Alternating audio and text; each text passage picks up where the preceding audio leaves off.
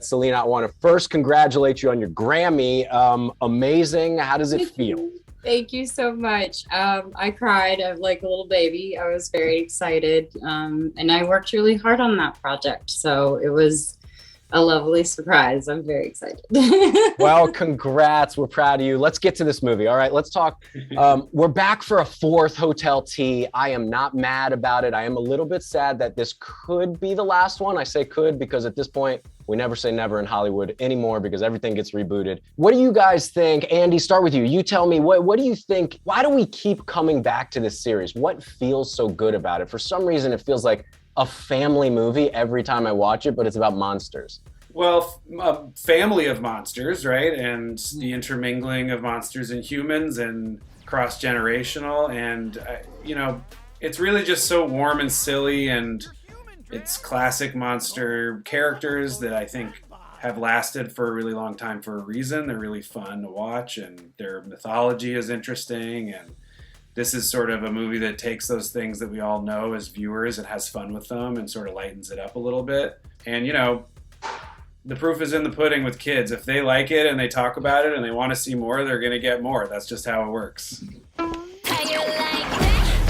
What is going on? Huh? What's up? Well, listen, my kiddo loves this thing. He loves the franchise, but he just thought that taking monsters and switching and flipping the roles was amazing. Selena, what's your take on that? Why do you think people love this thing so much?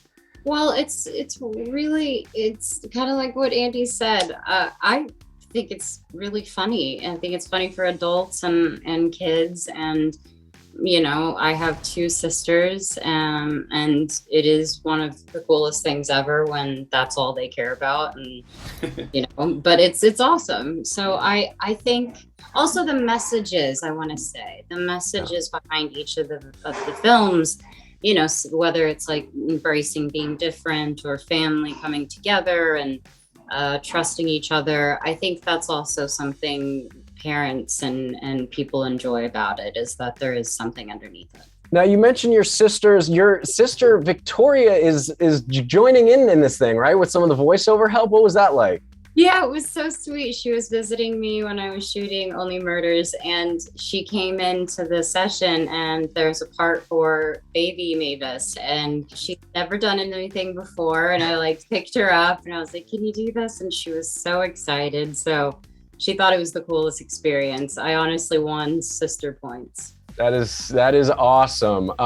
Let's talk storyline real quick. So everything is out of whack, as I kind of mentioned. Drac has become this hilarious version of a human, and Johnny is making my fathering to my son next to impossible because he's transforming into a monster.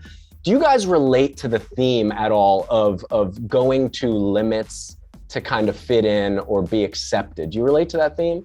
I mean, I think everyone does, right? At some point in their life, anytime you're put in a new situation and you're not on solid ground or familiar ground, and that's what makes us all who we are. We figure out different ways to navigate life and feel accepted, and that's why when you find people that you feel like really see you for who you are, you stick with them, and Yeah. it's the social part of being alive and being humans instead of any other animal. What about you, Selena? Anything on it?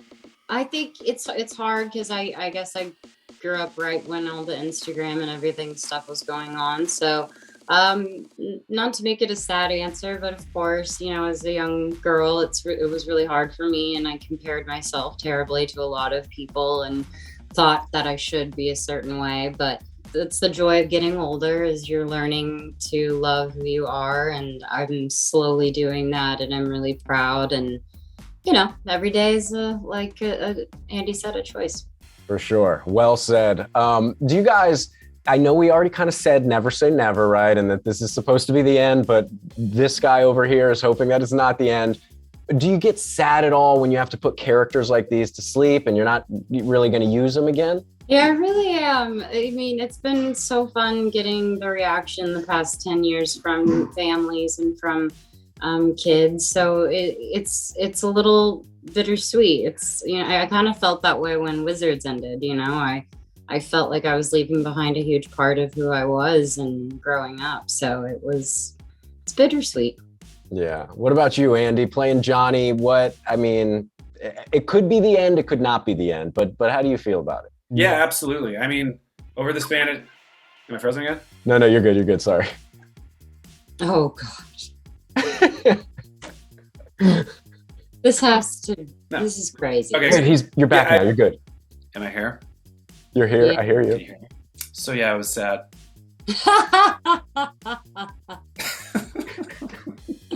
He's like, that's all I can get in. I was It's sad. sad. I love doing the movies, and it was sad.